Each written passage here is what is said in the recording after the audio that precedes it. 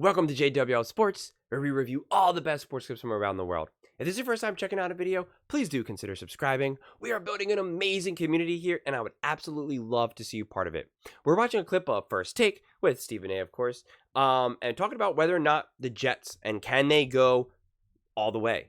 I want to hear what they have to say first, but I do want to say off the top that I do think they can. I think if they stay healthy, because the biggest risk is that they got a lot of high risk players who can have high reward, mainly because of their injury histories. They're getting a lot of older players or players that have this risk of injury that are really good, and if they can stay healthy, then great things can happen. But there's also a very real scenario where a bunch of these guys get injured, and then it's like, well, then now where are you, right? And then the real question is would you be better off getting younger guys or less injury-prone guys who are maybe not as good as some of the guys that you signed, but you know that they're going to be playing, rather than their backups?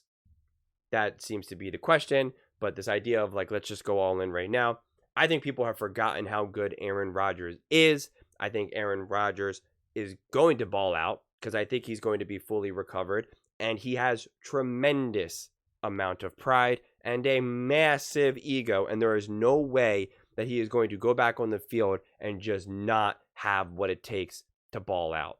Whether or not the players around him and the coaches fail him, that's a different story potentially, but I do not believe that Aaron Rodgers will fail himself in this situation. So I am betting on Aaron. But let's take a listen to see what Danny O and Steve-O and Stephen A have to say, and then we'll break it down from there.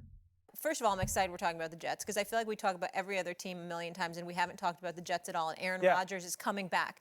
Okay, Did they have the pieces to go all the way? Absolutely. If they are those pieces there on December and January. I mean, this is as talented a roster certainly the Jets have had in my lifetime. I'm 40 years old. This is the most talented Jets football team, top to bottom, offensively and defensively. But it's a giant if. I've said the Jets are the biggest finger-crossed football team in the NFL I said at the this top. year. I think the biggest dice roll of the NFL season right now is Tyron Smith, who's a Hall of Fame left tackle, but his health and his age protecting Aaron Rodgers, who's a 40-year-old quarterback coming off of the Achilles injury. That's the biggest dice roll by Joe Douglas, the general manager, because if he somehow hits on the health for both those players, this team can go beat anybody in the AFC. And if it doesn't, you're talking about massive issues from top to bottom in that organization. And I think you're talking about the offensive line. If they stay healthy, that's going to be a good offensive line. Great. Wide receiver group. If Mike Williams stays healthy, that's going to be a really good wide receiver group. We know the defensive unit is going to be really good. So I think, like, talent-wise and on paper potential-wise, this team can be in the AFC Championship. But you are going to have to answer that question, or we will have that question hanging over basically till the end of the season, because you'll never know, given the injury history and the age of many of those pivotal players. Just because it's a debate show doesn't mean that every single thing has to be a debate. Sometimes it's just about, a perspective and coupled with a question that an expert such as yourself should be able to answer. And I'm going to lean on you for this one, Dan Orlovsky. Here's my issue with the New York Jets. Do they have the pieces to go all the way? I'm not so sure. I'm not going to say definitively yes. One of the reasons is because we don't know if Smith's going to be healthy, like you said, when it really counts. We don't know if Aaron Rodgers is going to be healthy. Okay, yep. We don't know these things. Obviously. Breece Hall came back last year nicely, but had a nasty injury the year before, which brought his season into question, which is why the Dalvin Cooks of the world and others were on the squad when Breece Hall first got back last year. Okay, so that's one component. Here's what I'm going to throw at you, Dan Orlovsky.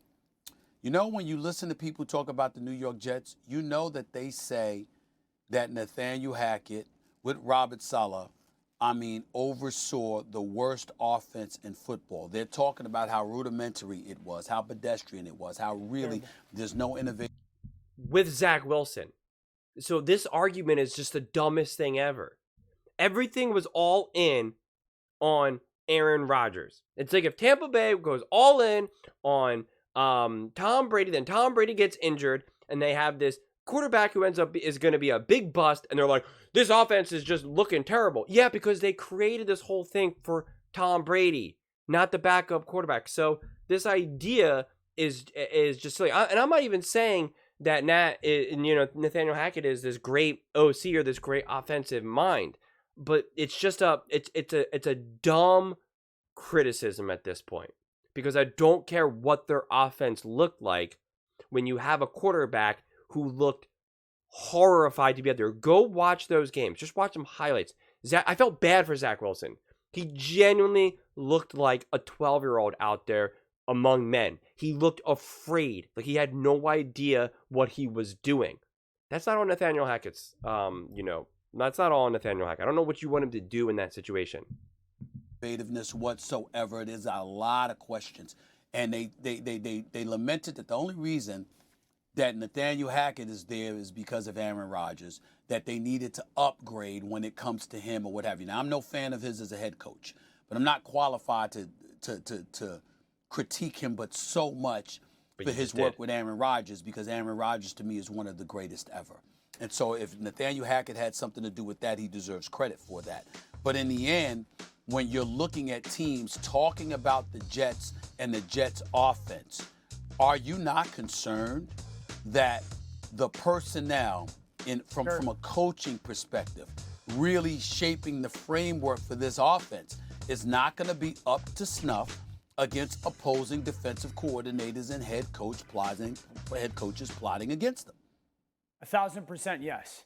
And Nathaniel Hackett was disappointing after Aaron Rodgers went down. Now, there's the reports or the theory that like they had completely built the offense around what Aaron wanted to do, and then they had to pivot and it almost went into panic mode. I think 4 months to pivot the length of the NFL season is enough to show some kind of progress. So to your point, Stephen A., totally fair. I do think like once you enter Aaron Rodgers into the conversation, and what Aaron wants his offense to be under his control. Like, he wants it to look and sound and feel the way that he wants. So Nathaniel Hackett, in many ways, it seems to do that. So I think the question of coaching is fair. I do like here's my counterpoint to that, Stephen A., is this. If we took the quarterbacks, right? Because we know the quarterbacks matter. Take the quarterbacks off of these football teams.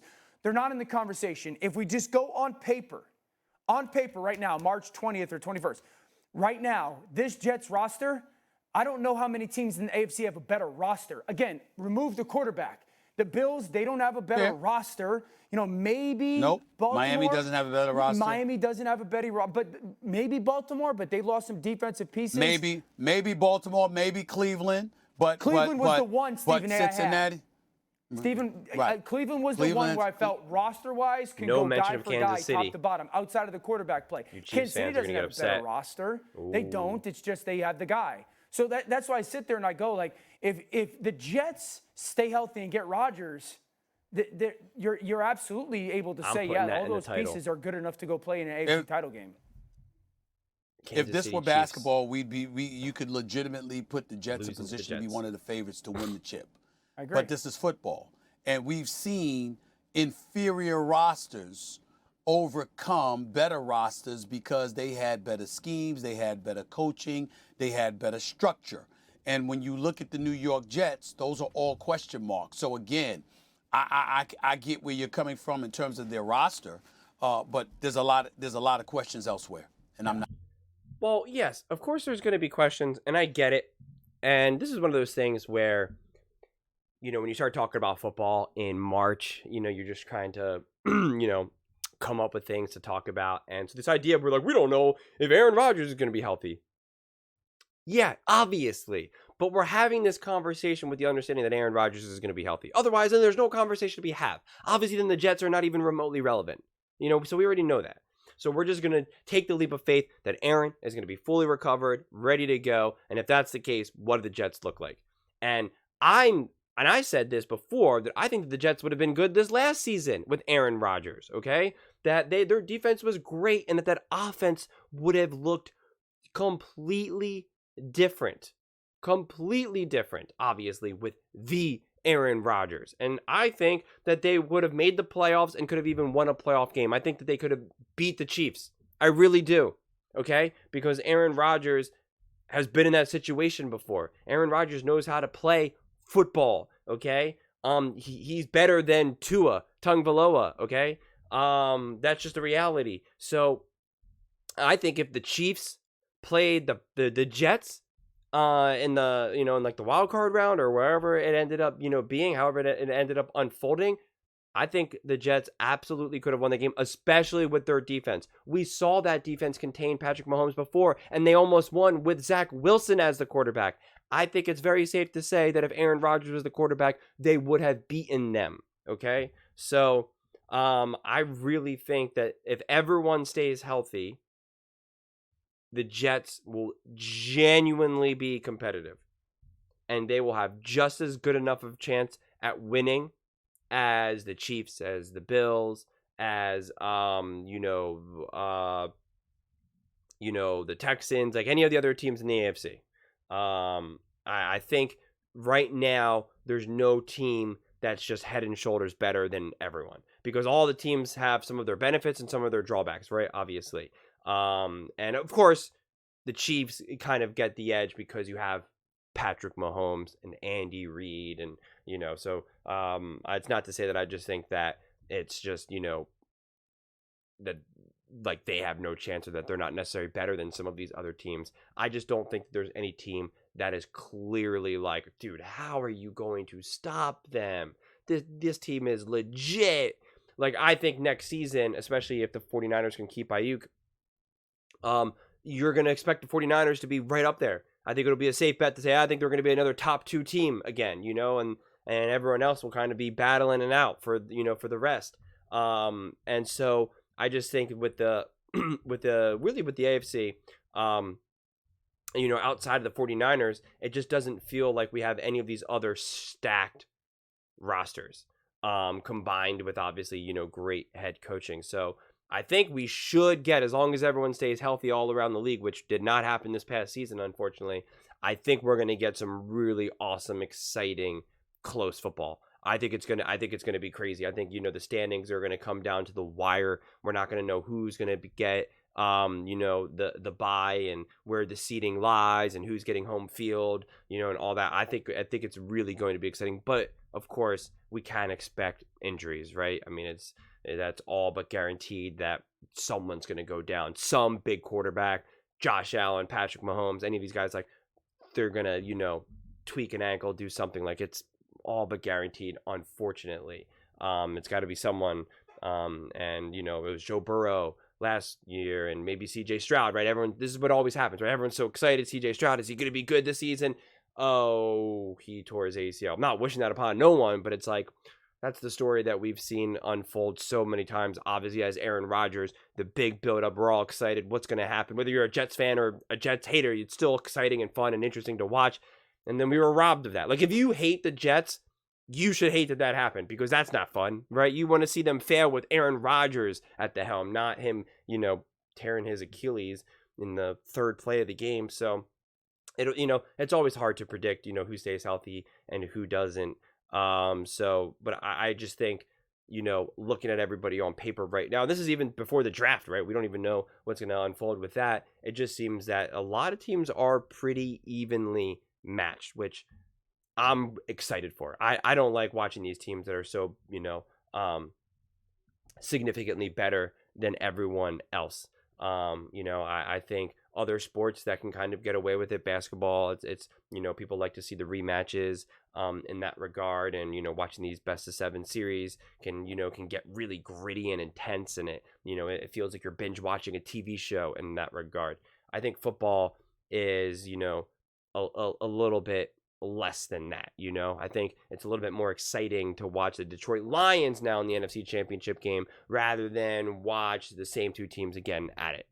I think when you have that parity, when you have that variety, it makes for more interesting football. I think one of the worst things that could happen is if the Chiefs end up in the Super Bowl again against the 49ers. Like, I just don't know how exciting that really is. For me personally, as a fan that tries to look at it from like a complete, a more like top-down, outsider's view of it all. I like to watch all different matchups, see different faces, see different voices, see different stories, and not just the same thing again and again and again. But if you're a Kansas City Chiefs fan, I understand that you want to see them back in the Super Bowl. And I guess I confess, as I'm going to now undercut my point, it would be interesting to see a rematch, as see if like can Brock Purdy win now or something? You know, it's not the worst storyline necessarily. But yeah, I like new blood in there personally, and I think like, you know, right, like a Jet. What my point is rather than watching the Bills against the Chiefs in the AFC Championship game, or the Bills versus, or the Chiefs versus the Ravens in the AFC Championship game, it'll be exciting to see the Jets versus the Chiefs in the AFC Championship game, right? And then the Jets going up against, you know, I don't know, the Detroit Lions, right? Two teams that have been salivating for a championship for years, for decades. And now it's going to be one of them. And who's it going to be? You know, it's, you know, to me, those are more interesting storylines personally. But those are just my thoughts. I would absolutely love to hear yours. Do you think the Jets have what it takes? Do you think, you know, that they'll be able to actually go to a Super Bowl? And, you know, do you think they'll be genuinely competitive? Let me know in the comments below. I read every single comment. So whether you agree with me or disagree with me, either way, let's get into some discussions. Let's get into some fights. But ultimately, let's just have some fun. And please do consider subscribing. We are building an amazing community here, and I would absolutely love to see you part of it. I want to build something that we all genuinely feel connected to, something that we're really excited to be part of, and I think we're well on our way to doing it.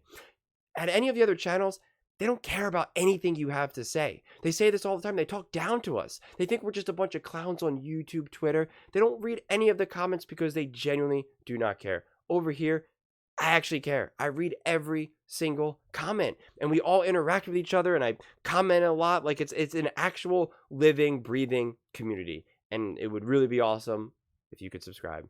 And please don't forget to give this video a thumbs up, as it really does help with the visibility and the algorithm. Thank you so much, and see you next time.